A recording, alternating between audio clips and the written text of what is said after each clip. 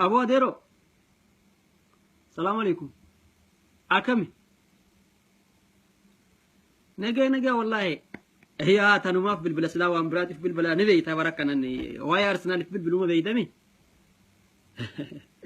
يا سيجل تجر تبودين أبو غولي أغرتي سنجد مي غولي سن أغرتي غولي سن فكت أغرتي بيتا مي رب سدادو ما نفرس دنان جتا أبو غولي أرسنال رجل تنا غريتين no kana ifradis hasa kana bira dabar rejir rabar kana di si sinjed season ku kena dero fayan kabdoti season kana yonya ne numa nyanu gana indif nan fenu season ku kena sinjed wagamara kanu majettani wagamara ka dabre dif ne jirra wan dabre dis wana ma hazofn season ku kena sinjed abona sinjed me dem wala garra season makana yonya ni nagarta miti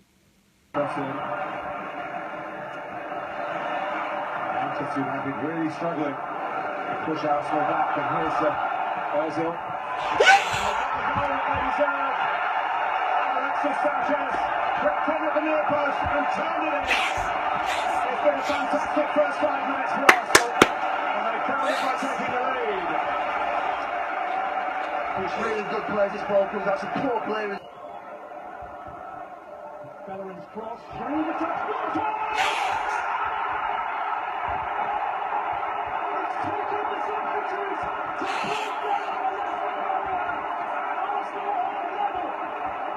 Yes!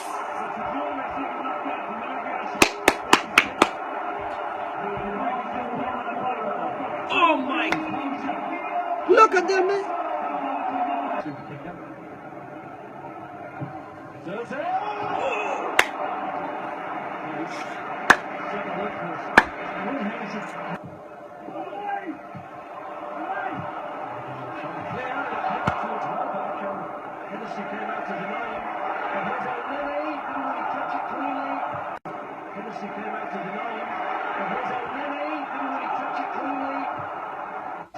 Quick free kick there, looking for Sanchez!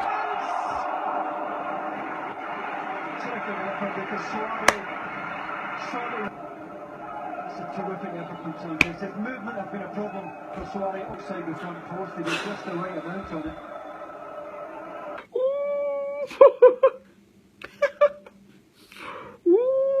Iti ko flying.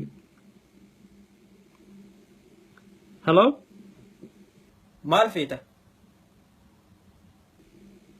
Maliga dero. Torban dabre. Nimo hamtan. Torban sandura lama batan. Aralle nimo hamtan. Afurif duwat. Mal. Mirga ken.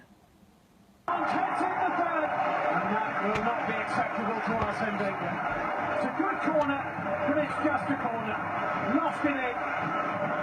Well, it's a good position, and it has rolled again. Aboti mal vedo boy. Almost along the line. Ozil couldn't put it away, and nor could Giroud. Mali. Sizini kun kenan jenne. In Munich, 5-1. Amma kenna mitigadu badi ne mal rafita bas. Amma mo Champions League senu fen. Champions League senu fen nas injede. Number 4. Number afur barbana bas. Abo nagat bilbila kiyam bilbila ni barbadu nagat bo. Nuchin ke nawas yuchin kam ne duranu. Tadic.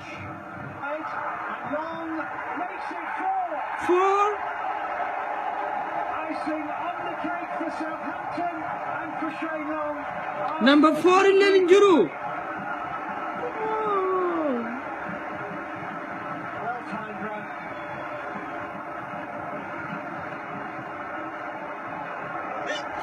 TV karena